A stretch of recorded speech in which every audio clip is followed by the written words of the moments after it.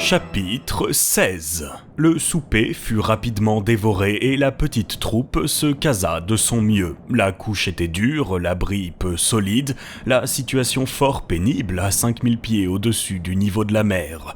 Cependant, mon sommeil fut particulièrement paisible pendant cette nuit, l'une des meilleures que j'eusse passées depuis longtemps. Je ne rêvais même pas. Le lendemain, on se réveilla à demi gelé par un air très vif, au rayon d'un beau soleil. Je quittais ma couche de granit et j'allais jouir du magnifique spectacle qui se développait à mes regards. J'occupais le sommet de l'un des deux pics du Sneffels, celui du sud. De là, ma vue s'étendait sur la plus grande partie de l'île. L'optique, commune à toutes les grandes hauteurs, en relevait les rivages, tandis que les parties centrales paraissaient s'enfoncer. On eût dit qu'une de ces cartes en relief d'Elbesmer s'étalait sous mes pieds. Je voyais les vallées profondes se croiser en tous sens, les précipices se creuser comme des puits, les lacs se changer en étangs, les rivières se faire ruisseaux. Sur ma droite se succédaient les glaciers sans nombre et les pics multipliés, dont quelques-uns s'empanachaient de fumée légère. Les ondulations de ces montagnes infinies, que leur couche de neige semblait rendre écumante, rappelaient à mon souvenir la surface d'une mer agitée. Si je me retournais vers l'ouest, l'océan s'y développait dans sa majestueuse étendue, comme une continuation de ses sommets moutonneux. Où finissait la terre, où commençaient les flots, mon œil le distinguait à peine. Je me plongeais ainsi dans cette prestigieuse extase que donnent les hautes cimes, et cette fois sans vertige, car je m'accoutumais enfin à ces sublimes contemplations. Mes regards éblouis se baignaient dans la transparente irradiation des rayons solaires. J'oubliais qui j'étais, où j'étais pour vivre de la vie des elfes ou des sylphes, imaginaires habitants de la mythologie scandinave. Je m'enivrais de la volupté des hauteurs, sans songer aux abîmes dans lesquels ma destinée allait me plonger avant peu. Mais je fus ramené au sentiment de la réalité par l'arrivée du professeur et de Hans qui me rejoignirent au sommet du pic. Mon oncle, se tournant vers l'ouest, m'indiqua de la main une légère vapeur, une brume, une apparence de terre qui dominait la ligne des flots. « Le Groenland », dit-il. « Le Groenland » m'écriai-je. « Oui, nous n'en sommes pas à 30 lieues, et pendant les dégels, les ours blancs arrivent jusqu'à l'Islande, portés sur les glaçons du nord. Mais cela importe peu. Nous sommes au sommet du Sneffels et voici deux pics, l'un au sud, l'autre au nord. Hans va nous dire de quel nom les Islandais appellent celui qui nous porte en ce moment. » La demande formulée, le chasseur répondit. « Skartares. » Mon oncle me jeta un coup d'œil triomphant. « Au cratère !»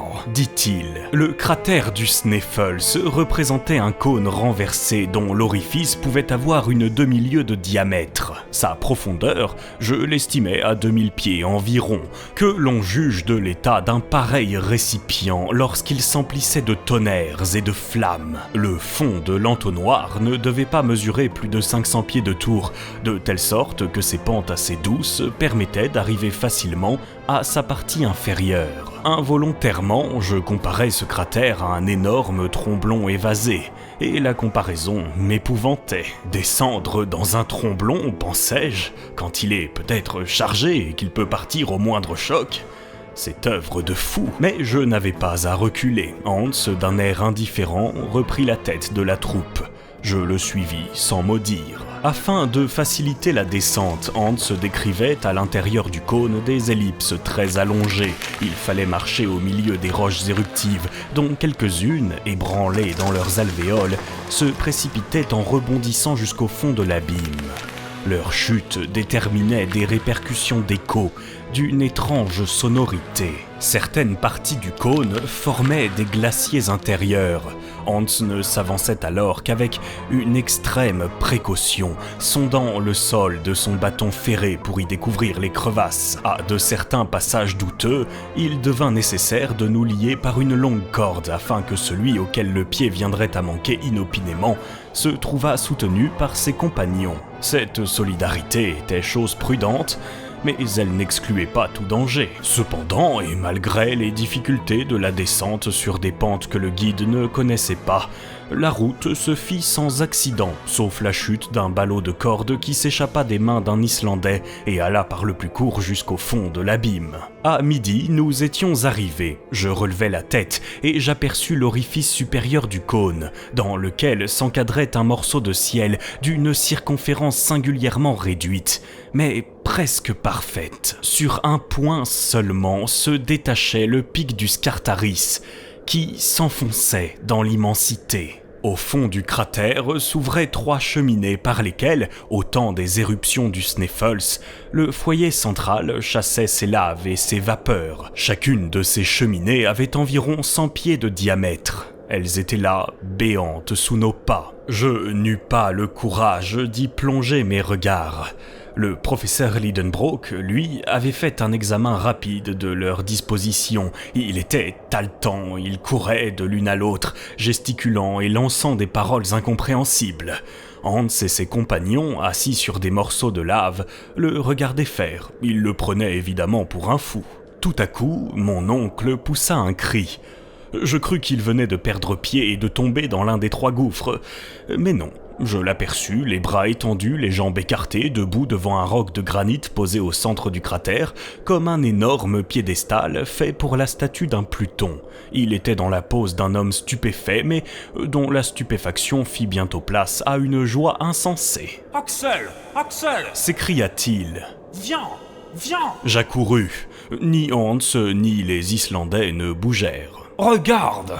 Et, partageant sa stupéfaction, sinon sa joie, je lus sur la face occidentale du bloc, en caractères runiques à demi rongés par le temps, ce nom 1000 fois maudit. « Arne Saknussemm » s'écria mon oncle. « Douteras-tu encore ?» Je ne répondis pas, et je revins consterné à mon banc de lave. L'évidence m'écrasait. Combien de temps demeurai-je ainsi plongé dans mes réflexions ? Je l'ignore. Tout ce que je sais, c'est qu'en relevant la tête, je vis mon oncle et Hans seuls au fond du cratère. Les Islandais avaient été congédiés et maintenant ils redescendaient les pentes extérieures du Sneffels pour regagner Stapi. Hans dormait tranquillement au pied d'un roc dans une coulée de lave où il s'était fait un lit improvisé. Mon oncle tournait au fond du cratère comme une bête sauvage dans la fosse d'un trappeur. Je n'eus ni l'envie ni la force de me lever, et prenant exemple sur le guide, je me laissai aller à un douloureux assoupissement, croyant entendre des bruits ou sentir des frissonnements dans les flancs de la montagne. Ainsi se passa cette première nuit au fond du cratère. Le lendemain, un ciel gris, nuageux, lourd, s'abaissa sur le sommet du cône. Je ne m'en aperçus pas tant à l'obscurité du gouffre qu'à la colère dont mon oncle fut pris. J'en compris la raison et un reste d'espoir me revint au cœur. Voici pourquoi. Des 3 routes ouvertes sous nos pas, une seule avait été suivie par Saknussemm. Au dire du savant islandais, on devait la reconnaître à cette particularité signalée dans le cryptogramme, que l'ombre du Scartaris venait en caresser les bords pendant les derniers jours du mois de juin. On pouvait en effet considérer ce pic aigu comme le style d'un immense cadran solaire, dont l'ombre à un jour donné marquait le chemin du centre du globe. Or, si le soleil venait à manquer, pas d'ombre, conséquemment pas d'indication, nous étions au 25 juin, que le ciel demeura couvert pendant 6 jours, et il faudrait remettre l'observation à une autre année. Je renonce à peindre l'impuissante colère du professeur Lidenbrock.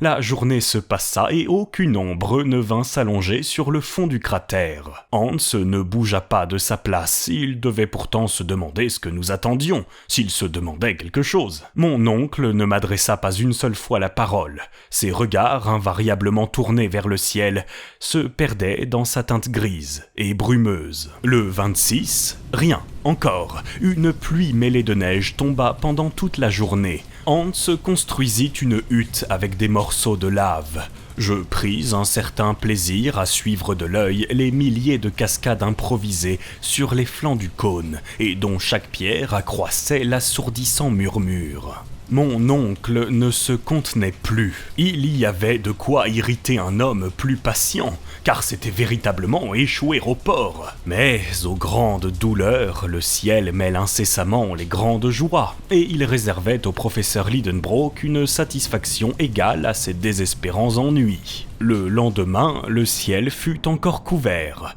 mais le dimanche 28 juin, l'antépénultième jour du mois, avec le changement de lune, vint le changement de temps. Le soleil versa ses rayons à flots dans le cratère. Chaque monticule, chaque roc, chaque pierre, chaque aspérité eut part à son lumineux effluve et projeta instantanément son ombre sur le sol. Entre toutes, celle du Scartaris se dessina comme une vive arête et se mit à tourner insensiblement avec l'astre radieux. Mon oncle tournait avec elle. À midi, dans sa période la plus courte, elle vint lécher doucement le bord de la cheminée centrale. « C'est là !» s'écria le professeur. « C'est là !